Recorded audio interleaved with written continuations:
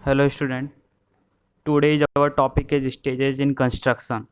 कि हम कोई भी कंस्ट्रक्शन प्रोसेस कर रहे हैं तो उसकी क्या क्या स्टेजेस होती हैं उसके बारे में हम बात करेंगे। तो number first report stage, number second designing stage, next tendering stage, next construction stage, next commissioning stage. जैसे कोई भी कंस्ट्रक्शन वर्क चल रहा है तो कंस्ट्रक्शन वर्क स्टार्ट होने से लेके एंड तक उसकी क्या क्या स्टेजेज होती हैं तो उसको हमने स्टेजेज में डिवाइड किया है, तो उसके बारे में हम एक एक करके स्टडी करेंगे। तो रिपोर्ट स्टेज को वो नंबर हम फर्स्ट बोलेंगे रिपोर्ट स्टेज, जिसे हम ब्रीफिंग स्टेज भी बोलते हैं। जो रिपोर्ट स्टेज है, ब्रीफिंग स्टेज, नाम से ही पता लग रहा है कि इसमें क्या क्या हम इसके पर्पस पढ़ेंगे, इसमें क्या क्या एक्टिविटी होती है उनके बारे में पता लगता है।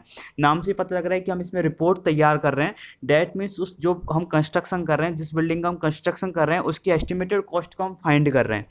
तो पर्पज क्या क्या है, requirement of owner regarding project, कि जो प्रोजेक्ट का है, प्रोजेक्ट के उसका ऑनर की हमें रिक्वायरमेंट है, जो ऑनर, क्योंकि ऑनर ही के साथ ही हमें रिपोर्ट तैयार करनी पड़ेगी। तो किसी बिल्डिंग बन रही तो उसका ऑनर तो कोई ना कोई होगा ही। Provide a likely estimate of cost, तो हम एक एस्टिमेट कॉस्ट प्रोवाइड कराएंगे कि हमें इतना तक का कुछ बिल्डिंग्स बनाना है, इतने रुपए तक हम लगा सकते हैं। एक्टिविटी क्या क्या होती है, देखो एक्टिविटी क्या होते हैं। To appoint a project steering committee, कि इस प्रोजेक्ट को स्टार्ट करने के लिए हम एक कमेटी बनाएंगे जिसे स्टीयरिंग कमेटी, संचालन कमेटी बोलते हैं। संचालन समिति का निर्माण करेंगे, एक संचालन समिति बनाएंगे। Technical investigation such as land and geological survey, technical investigation करेंगे। टेक्निकल इन्वेस्टिगेशन का मतलब देखो, जैसे हम कोई कंस्ट्रक्शन एक्टिविटी कर रहे हैं तो कंस्ट्रक्शन एक्टिविटी, जैसे हमें वहाँ कहीं कोई कंस्ट्रक्शन बिल्डिंग्स बनवाना आ रही हैं, बिल्डिंग्स बनवानी है, तो हम सबसे पहले उसकी सॉइल की टेस्टिंग करेंगे कि जितनी हमें स्टोरी की बिल्डिंग बनानी है उतना वो सॉइल लोड ले पा रही है नहीं ले पा रही है, वहाँ का जियोलॉजिकल सर्वे, इनके बारे में हम इन्वेस्टिगेशन करेंगे। Non technical investigation such as economic and social factor, social factor economic की, जैसे अगर वो हमें रहने के लिए बनानी तो रहने के लिए वो जगह सूटेबल है या नहीं, वहाँ पे जो हमें डेली लाइफ को जीने के लिए जो फैसिलिटी की ज़रूरत होती है वो फैसिलिटी वहाँ पर इजीली प्रोवाइड की जा सकती है या नहीं की जा सकती, इन सब बातों का हमें इसमें ध्यान रखना होता है।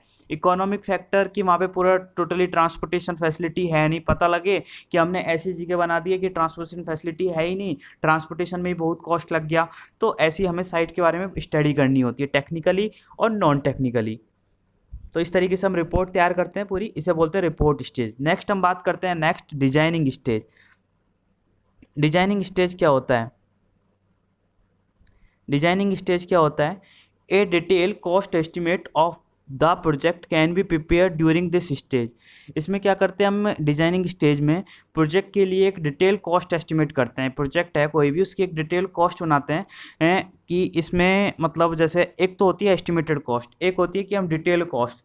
एस्टिमेटेड में हम नॉर्मल अंदाज़ा लगाते हैं कि हाँ इसमें इतना पैसा लग जाएगा। डिटेल कॉस्ट में हम हर काम को बनाते हैं, जैसे हमें इस टाइप की, अब हमने जैसे रिपोर्ट स्टेज में हमने सॉइल टेस्ट कर लिया तो हमें पता लग गया वो सॉइल लोड ले पा रही है नहीं ले पा रही, तो उसके हिसाब से हम फाउंडेशन डिजाइन करते हैं कि हमें कौन सी फाउंडेशन सूटेबल है, हम कितनी स्टोरी की बिल्डिंग बना सकते हैं। तो हम क्या करते हैं, डिटेल कॉस्ट बनाते हैं, क्योंकि हमें हर चीज़ के मटेरियल की कॉस्ट का तो आइडिया होता ही है, तो उससे हम क्या करते हैं, डिटेल कॉस्ट बनाते हैं। पर्पस क्या क्या है डिजाइनिंग स्टेज के? Complete the project summary, project summary बनाते हैं complete. Determine method of construction, determine करते हैं कि इसके लिए कौन सा कंस्ट्रक्शन मेथड सूटेबल है।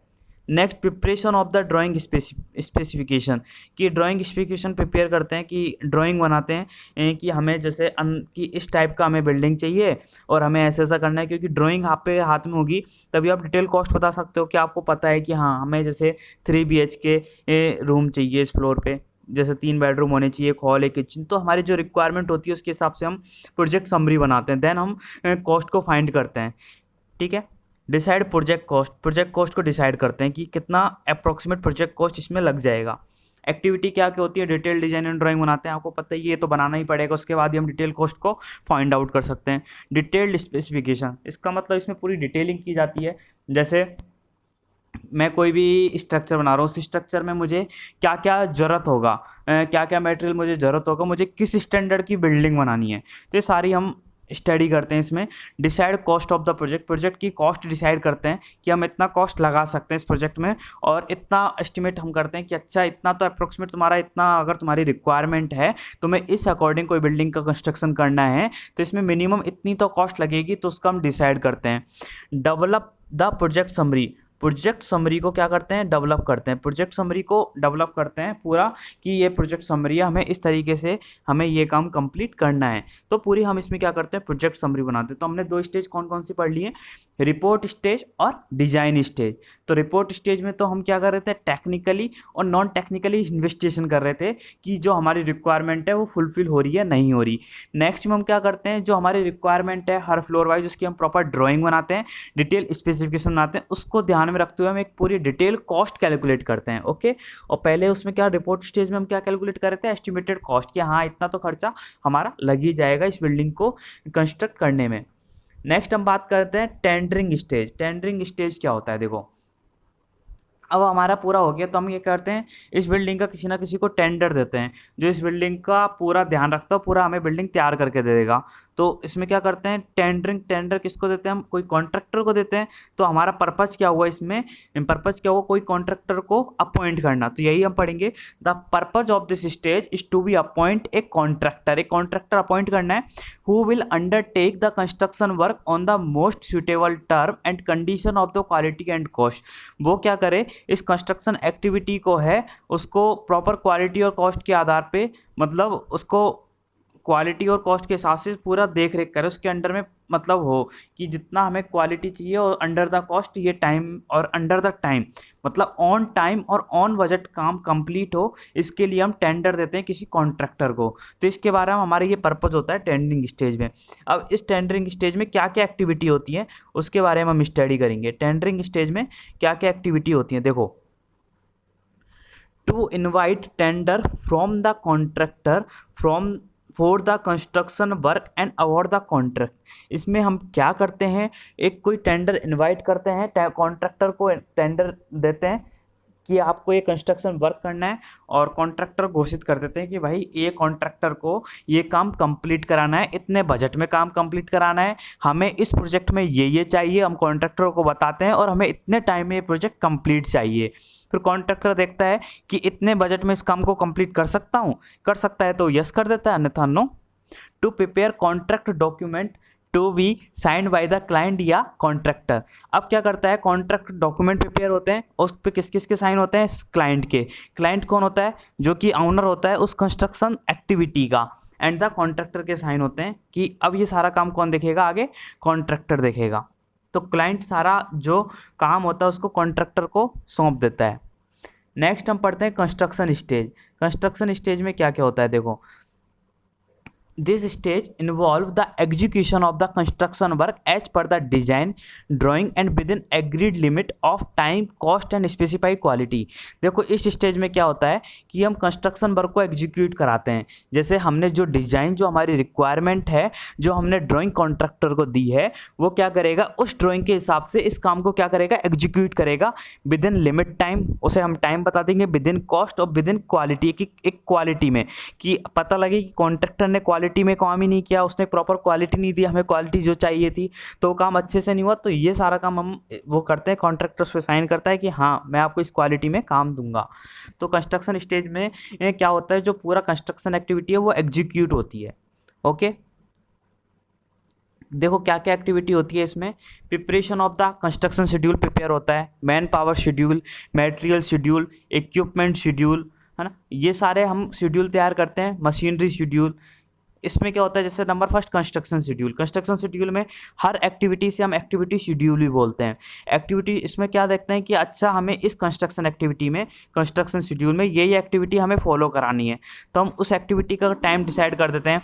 जैसे फाउंडेशन हुआ, और फाउंडेशन के साथ साथ और क्या हुआ, जैसे स्ट्रक्चर बनाना है, रेनफोर्समेंट डालना है, तो ये सारा हम देखते हैं और उसकी एक्टिविटी का हम टाइम डिसाइड कर देते हैं कि इतने टाइम में ये कंप्लीट होना है। मैन पावर शेड्यूल, कि इस काम के लिए हमें कितने लेबर की ज़रूरत होगी। ऐसा थोड़ी नहीं कि लेबर हम एक संग हायर कर लेंगे 50, आपको पता है फाउंडेशन में जैसे ज़्यादा लेबर की ज़रूरत है, फिर प्लम्बिंग काम चल रहा है तो हमें कम लेबर की ज़रूरत है, रेनफोर्स में फिर हमें अगेंस्ट ज़्यादा लेबर की ज़रूरत पड़ जाएगी, ढांचा तैयार हो रहा है, स्ट्रक्चर कम लेबर की, तो ये हिसाब से हम डिसाइड करते हैं, पूरा मैन पावर शेड्यूल बनाते हैं। मशीनरी शेड्यूल, जिस टाइम पे हमें जिस काम के लिए जो मशीनरी ज़रूरत है हम उसी टाइम पे उसे रेंट पे लेते हैं, तो हमें ये सारे डिसाइड करते हैं कि हमें रेंट पे कहाँ से लेना है और कब लेना है। मटेरियल डिलीवरी शेड्यूल, मटेरियल हम जैसे मंगाते हैं कि हमें इतने वीक का मटेरियल एक साथ मंगा लिया, तो मटेरियल डिलीवरी शेड्यूल तैयार करते हैं कि हमें मटेरियल ये कब कब और कैसे मंगाना है। कंट्रोल ऑफ, क्या क्या कंट्रोल करना है, supply of material and equipment, material और इक्विपमेंट का सप्लाई टाइम टू टाइम हो रहा है नहीं हो रहा है, ये सब कंट्रोल देखना है। क्वालिटी कंट्रोल है ना, supply of necessary drawing, proper drawing होनी चाहिए। कोऑर्डिनेशन अमॉन्ग सब कॉन्ट्रैक्टर, कॉन्ट्रैक्टर के अंडर में जो सब कॉन्ट्रैक्टर काम कर रहे हैं, जैसे प्लम्बिंग का अलग कॉन्ट्रैक्टर हो गया, इलेक्ट्रिशियन का अलग कॉन्ट्रैक्टर हो गया, डिजाइन का अलग कॉन्ट्रैक्टर हो गया, तो ये सारे कॉन्ट्रैक्टर के बीच में कोऑर्डिनेशन होना चाहिए, जिससे काम हमें बेटर तरीके से मिल सके। तो ये सारी चीज़ों का हमें ध्यान रखना होता है। Next last stage commissioning stage. Commissioning stage में हम क्या देखते हैं, देखो इसके पर्पज़ क्या क्या है।